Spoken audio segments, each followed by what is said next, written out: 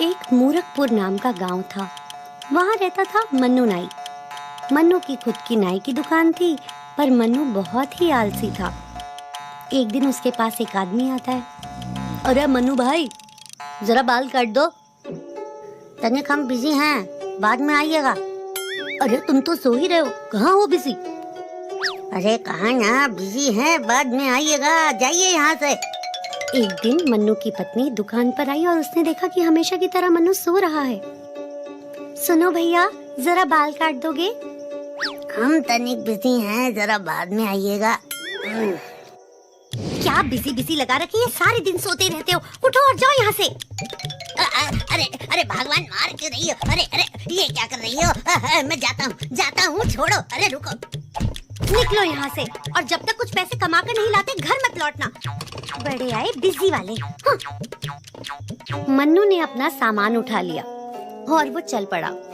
गांव से कुछ दूर जंगल में जब वो पहुंचा तो अपने आलसी स्वभाव के कारण उसने जंगल में कुछ देर आराम करने के बारे में सोचा। मन्नू एक पेड़ के नीचे आराम कर ही रहा था, तभी वहाँ अचानक एक राक्षस आ गया और आके मन्नू के सामने खड़ा हो गया।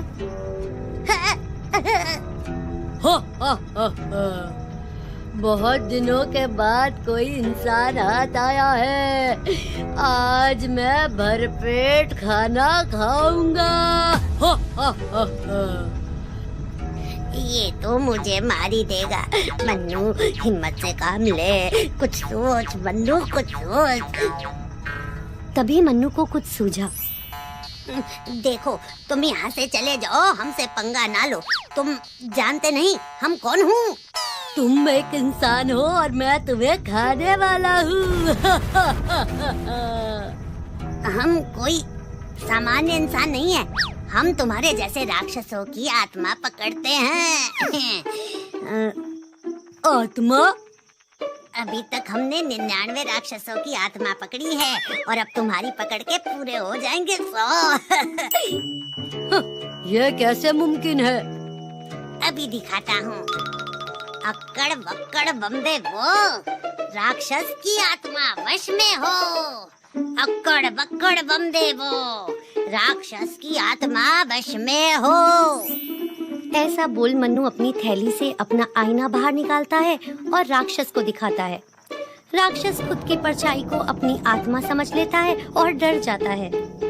मुझे माफ कर दो, मुझे माफ कर दो, मैं चला जाऊंगा, कृपया करके मेरी आत्मा मुझको लौटा दो। मैंने तो पहले ही कहा था। बताओ अब कौन हुआ ताकतवर? भाई जी प्लीज हमें माफ कर दीजिए, मैं आपको जो चाहिए वो दूंगा, प्लीज हमारी आत्मा को छोड़ दीजिए। ऐसे कैसे जाने दूं? तुम्हारी आत्मा को पकड़ के हम इसे पंडित को दे देंगे, वो हमको बदले में 500 सोने के सिक्के देंगे। बस 500 में? मैं तो आपको पूरा का पूरा खजाना दे सकता हूँ। ये देखिए, इस पेड़ के नीचे बहुत सारा खजाना गड़ा हुआ है। अरे लेकिन इस खजाने को यहाँ से निकालेगा कौन? मैं निकालूंगा, आप जरा रुकिए। ये लीजिए आपका खजाना, आप सब ले जाइए। ये तो ठीक है, लेकिन ये बताओ कि इतना खजाना मैं अपने घर ले जाऊंगा कैसे? मैं ये खजाना आपके साथ आपके घर पहुंचा दूंगा। ठीक है। ये लीजिए, आपका घर आ गया। अभी तो मेरी आत्मा को छोड़ दीजिए। हाँ, क्यों नहीं, क्यों नहीं। रुको, अक्कड़ बक्कड़ बम्बे बो, राक्षस की आत्मा गायब हो। अक्कड़ बक्कड़ बम्बे बो, राक्षस की आत्मा गायब हो। और इस बार मन्नू ने अपने आईने की दूसरी बाजू की ओर राक्षस को दिखाया। ये देख राक्षस को लगा कि उसकी आत्मा मुक्त हो गई। शुक्रिया जी, आपका बहुत बहुत शुक्रिया। आगे से मैं कभी भी किसी इंसान को नहीं पकड़ूंगा। हाँ, नहीं तो याद रखना, मैं तुम्हारी आत्मा को फिर से पकड़ लूंगा। और ऐसा कहते ही राक्षस दुम दबा के वहाँ से उड़न छू हो गया। तो बच्चों, इस कहानी से हमें क्या सीख मिली?